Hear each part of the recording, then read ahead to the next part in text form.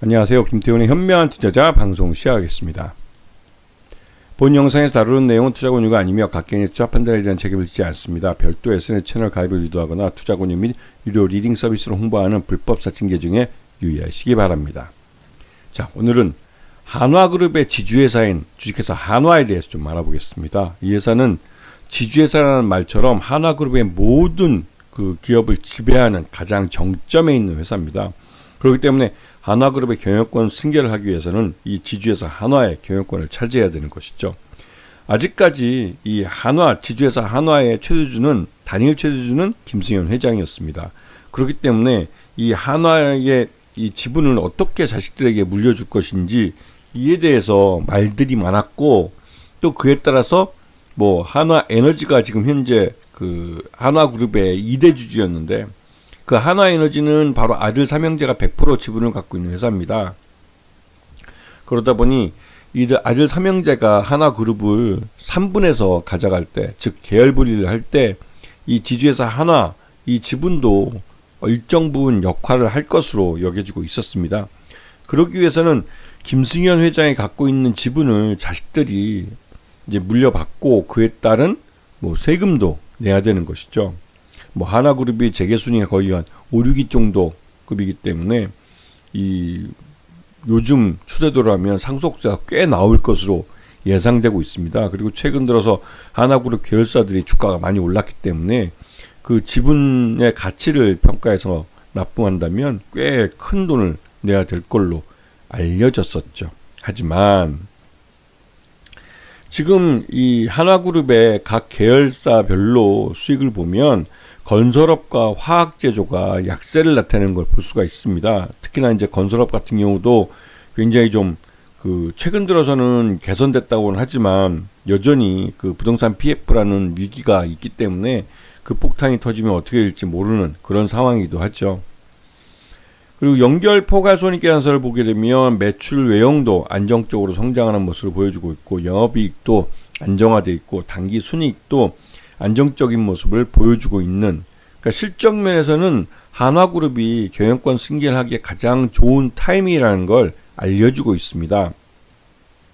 그래서 이 최대주주하고 특수관계인들 주식 소유 관계를 보면 김승현 회장이 22.65%를 갖고 있고, 그 2대 주주로서 한화에너지가 22.15%를 갖고 있습니다. 그렇게 해서 이 경영권 지분인 보통주 지분이 그 오너일가가 뭐 56.01% 거의 50% 넘게 갖고 있기 때문에 굉장히 안정적인 모습을 보여주고 있죠. 그리고 이제 그 구체적인 면을 보면 이 김승현 회장하고 한화에너지가 거의 한 44% 정도, 45% 정도 이상을 갖고 있고, 자사 주식으로 7.45%를 갖고 있습니다. 그리고 국민연금이 한 5% 정도 갖고 있고요. 실질적으로 소액주주가 움직일 수 있는 지분은 32% 정도밖에 안 되는 거죠. 이 말 뜻은 이 한화가 이 경영권 승계에 대한 불확실성만 제거되면 금세 품절주가 될 수 있다는 얘기입니다. 그래서 이 한화에 보게 되면 막내 아들이 한화 갤러리아하고 한화 리조트 이쪽을 가져가게 되는데, 여기다가 요 한화 인더스트리하고 한화 모멘텀 이 제조업 이쪽 분야를 이 막내 아들에게 주게 되는 것이죠. 그리고 첫째 아들은 한화 에어로스페이스 분야와 한화 솔루션 쪽을 가져가게 되는 겁니다. 그리고 둘째 아들이 한화 생명을 포함한 금융 계열사를 가져가게 되는 이런 그림을 그리고 있는데, 각각의 아들들이 지주회사 한화 지분을 갖고 있기 때문에 그 주식회사 한화 지분과 나머지 계열사 지분을 교환하는 방식으로 해서 경영권을 가져갈 가능성이 큽니다. 이제는 주식회사 한화의 주가가 높아야만 이 아들들이 받은 그 지분의 가치를 높게 평가받을 수가 있는 것이죠. 그래서 이번에 김승현 회장이 전격적으로 보유하고 있는 22.65%를 중에서 11.33%를 보유하고 11.32%를 증여하기로 한 겁니다. 자식들에게. 그래서 첫째 아들인 김동관 부회장에게 4.86%를 가장 많이 주고, 그 둘째 아들인 김동원 사장에게도 3.23%, 김동선 부사장에게는 3.23%를 주는 것이죠. 그래서 이 지분들은 나중에 한화그룹의 계열분이나 이런 때 뭐 나름대로 그 역할을 할 것으로 보이고 있고요. 그럼 이렇게 이제 증여를 하게 된 이유가 무엇이냐 하는 말이 나오는데, 이게 한화 에어로스페이스의 그 주주 배정 후 실권주 일반 공모 유상자를 이제 하기로 한 상황에서 이 규모가 3조 6천억이라 됩니다. 여기에 역시 이제 지주회사 한화도 참여하기로 했고, 실제로 한화 에어로스페이스가 3조 6천억 규모의 유상증자를 성공할 경우에는 이 지주회사인 한화의 기업 가치도 그만큼 올라가게 되는 것이죠.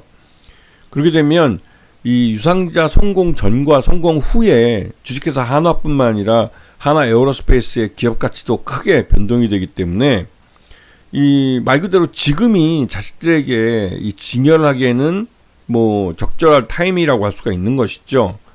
그리고 특히나 이제 지금 그 아들들이 최대주로 있는 한화에너지하고 지주회사 한화가 합병을 하면서 이 한화 지주회사 한화에 대해서 나머지 아들과의 계열 분리나 이런 거 할 때 이 한화 지분이 합병된 지주회사의 한화 지분이 사용될 것이다.